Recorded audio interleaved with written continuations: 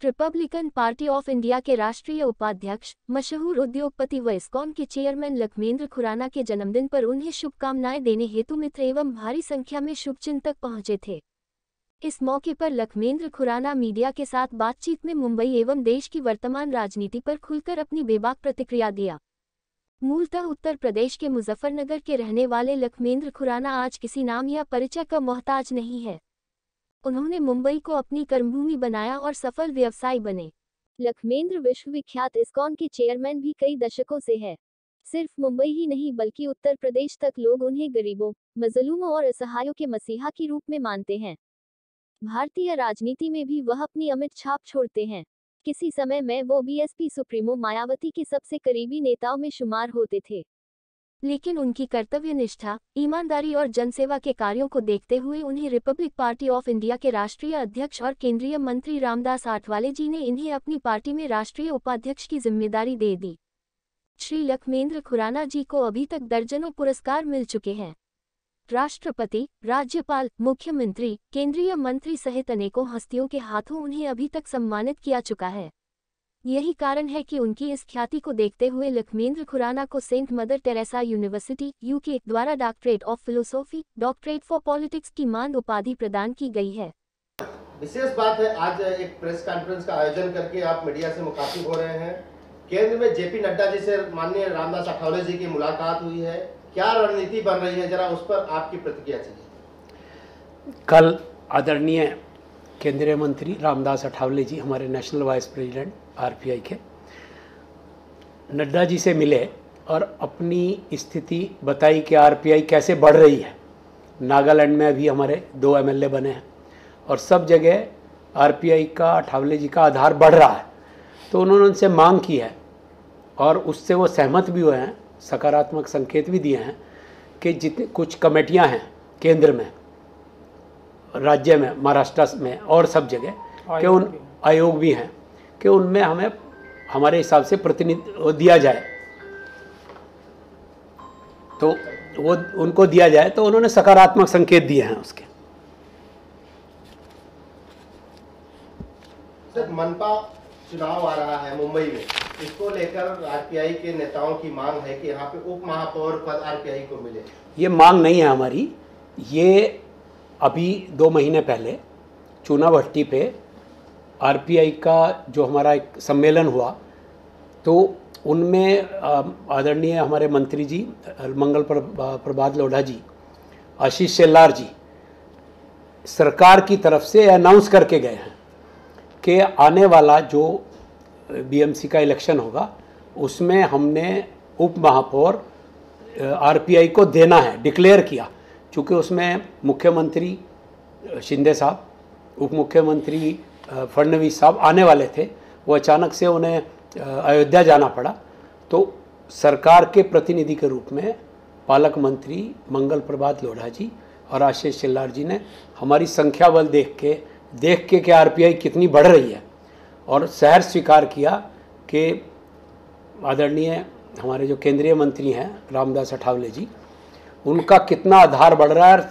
उनको ये मालूम हो गया कि बिना आरपीआई के कहीं भी जो हमारी वोट हैं, जो बाबा साहब ने संविधान बनाया, जिसके भी ऊपर हमारी पार्टी बेस है, अपनी मर्जी से खुशी से डिक्लेयर करके गए हैं कि महापौर आरपीआई आठवले जी का होगा। शिवसेना टूट के आ गई बीजेपी के साथ में और एनसीपी आधा टूट के आ गई एनसीपी इसके साथ में, बीजेपी के साथ में।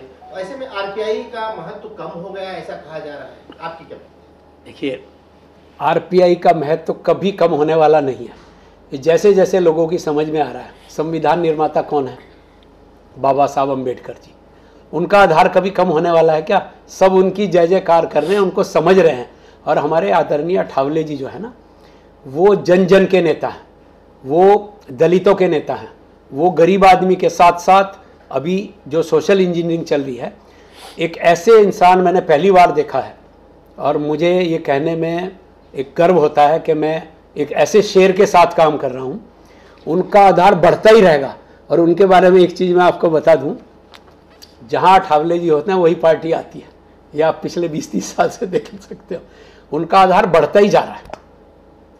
इस्कान के माध्यम से भी आप जुड़े हैं, काफी सेवा कर रहे हैं, जरा उसके बारे में भी हमारे दर्शकों को बताइए किस तरह से समाज कार्य चल रहा है।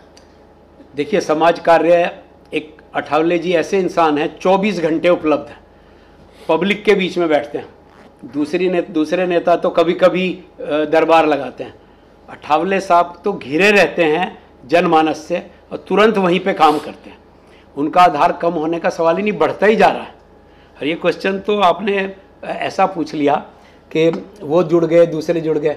अठावले साहब तो सदाबहार हैं, कोई सताए हमें बताए।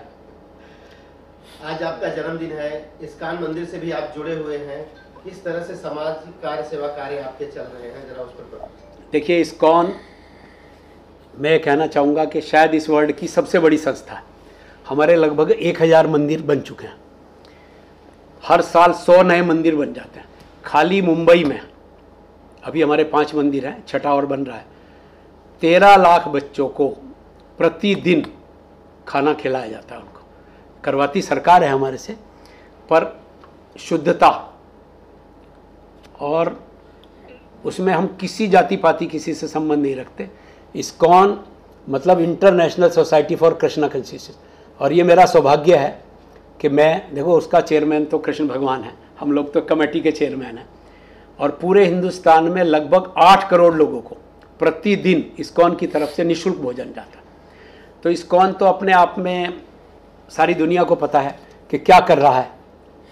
इससे ज़्यादा खाना, 8 करोड़ लोगों को प्रतिदिन निःशुल्क खाना इस्कॉन की तरफ से जाता है। किशोर जी, एक आपसे सवाल है, अभी एनडीए वर्सेज इंडिया एक नया समीकरण बन रहा है, इस पर आप भी राष्ट्र जुड़े हुए हैं आरपीआई से, इस पर आपकी क्या प्रतिक्रिया है? मतलब क्या एनडीए को जो इंडिया नया बना हुआ है गठबंधन, उससे फर्क पड़े? देखिए, ये एक मेरे हिसाब से इंडिया नाम रखना, इंडिया के मीनिंग क्या है, जो ये विपक्षी लोग जुड़े हैं, मेरे हिसाब से तो उन्होंने बहुत गलत किया है। कल को जब वो हारेंगे, 100% हारेंगे, तो क्या ये मैसेज गलत नहीं जाएगा कि इंडिया हार रहा है? दरअसल क्या है कि इंडिया रखने से पूरा इंडिया का समावेश उस विपक्ष में समाहित नहीं हो जाता है, क्योंकि इंडिया, अभी समझो हम एनडीए में हैं, तो हम विपक्ष के जो विचारधारा है उससे सहमत नहीं है, तो क्या हम इंडिया विरोधी हो गए? इंडिया विरोधी तो नहीं हो सकते ना। कल को उसमें एक से एक बड़ा घोटालेबाज है इस इंडिया में। मैं उस इंडिया की बात नहीं कर रहा हूँ। I.N.India जो उसने किया है, इसका फुल फॉर्म अलग है। सारी चीज रोकूंगा, तो सारे ही घोटालेबाज मामला है। ये देखो कितने बड़े बड़े घोटाले इन इंडिया वालों ने किए। 2G घोटाला, सत्यम घोटाला, आदर्श घोटाला, कोयला घोटाला, पता नहीं कितने सारे घोटालेबाज। मैं आपको एक महत्वपूर्ण जानकारी दे दूं कि मैंने इसके खिलाफ चुनाव आयोग में शिकायत भी की है। मैंने बाकायदा मेल किया है कि ये जो नाम है ये बैन होना चाहिए, क्योंकि कल को आप खुद मीडिया से हैं, कल को अगर विपक्ष हारता है, हारने ही वाला है, तो आप क्या हेडिंग दोगे? इंडिया हार गया, इंडिया की शर्मनाक हार, इस तरह के शब्द अगर लेंगे क्या आपको ऐसे महसूस नहीं होगा? वैसे भी 1950 एक एम्ब्लेम जो एक एक्ट है, उसके तहत आप इंडिया का शब्द इस्तेमाल नहीं कर सकते हो, या तो उसके आगे आप शब्द जोड़ सकते हो या पीछे जोड़ सकते हो, कानून है। और आप इंडिया का नाम इस्तेमाल करो एक निजी स्वार्थ के लिए, तो ये नाम हमको इसमें आपत्ति है। मैं आपको उसको कॉपी भी दूंगा, इसके खिलाफ हम लोगों ने कंप्लेंट की है, और ये नाम बहुत ही गलत है। इनको इस तरह से निजी स्वार्थ के लिए, लोगों को भ्रमित करने के लिए नाम नहीं रखना चाहिए। अभी आपने जो पूछा उनका इंडिया का, ये एक जैसे हतोत्साहित हो जाता आदमी, सारे घोटालेबाज इकट्ठे हुए। आज हमारे साथ में, एनडीए के साथ में, शिवसेना टूट के एकनाथ शिंदे जी आ गए, एंड ये शरद पवार जी के पार्टी टूट के अजीत पवार जी आ गए। तो एनडीए कितना मजबूत हो रहा है। आने वाले टाइम में कंपटीशन कहाँ पर है? लेकिन सर, आठवले साहब की देखा हूँ, जब भी पार्टी जिसकी सरकार होती है वहीं चले जाते हैं। मैं अक्सर देखा हूँ, फिर सरकार कांग्रेस की होती है तो वहाँ चले जाते हैं। जहाँ ठावले जी होते वही सरकार जीतती है। जहाँ सरकार होती वहाँ ठावले साहब नहीं जाते, जहाँ ठावले साहब होते वहाँ सरकार जीतती। आप इतिहास देखिए।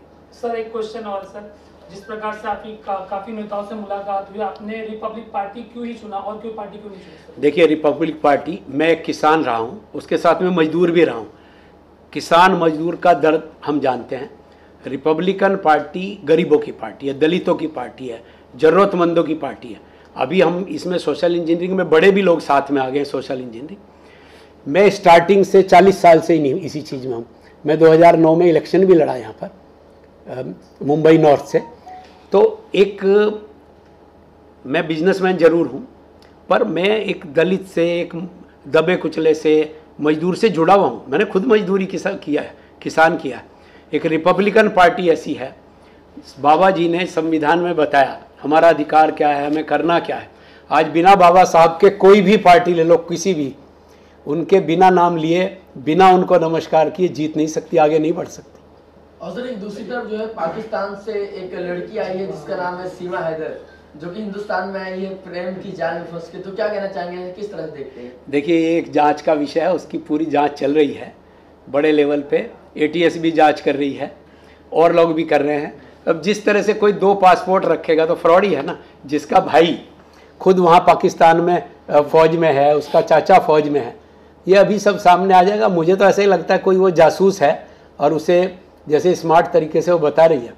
कोई भी आदमी 2 आधार, 4 आधार कार्ड, 10 सिम, 2-4 पासपोर्ट रखेगा तो इसमें तो मेरे से ज़्यादा आप जानते हैं फ्रॉड ही आदमी करेगा 2 पासपोर्ट रखने। सर आपको काफ़ी पार्टियों ने ऑफर भी दिया कि हमारी पार्टियों में आ जाओ, और जिस प्रकार से 40 साल से आप रिपब्लिक पार्टी में जुड़े हुए हैं, क्या ऐसा लगता है कि रिपब्लिक में, इस पार्टी में ऐसा क्या ऐसा हमें मिलेगा कि जिस प्रकार से हम रिपब्लिक पार्टी से जुड़े हैं? हम लोग अवसरवादी नहीं हैं, हम लोग बाबा साहब के मिशन को बढ़ा रहे हैं। आज अठावले साहब एक ऐसे शेर हैं जिनका आधार बढ़ता ही जा रहा है। अभी आप देख लीजिए नागालैंड में क्या हुआ, अभी और जगह क्या हुआ है, सब जगह। आप बाबा साहब के बिना, जो बाबा साहब ने हमें बताया कि संविधान क्या है, हमारा अधिकार क्या है, तो हम लोग दिल से जुड़े हुए हैं। हम लोग कोई अवसरवादी किसी पार्टी में, हम लोग सेवा वाले लोग हैं। चुनाव लड़ेंगे सर आप? चुनाव लड़ने का तो जो आदेश पार्टी का होगा, जहाँ ज़रूरत होगी, बिना चुनाव के भी नहीं रहा जा सकता। लड़ने में कोई कुछ ऐसी सोच नहीं है, अभी ये समय बताएगा। जो पार्टी आदेश दी। ओके।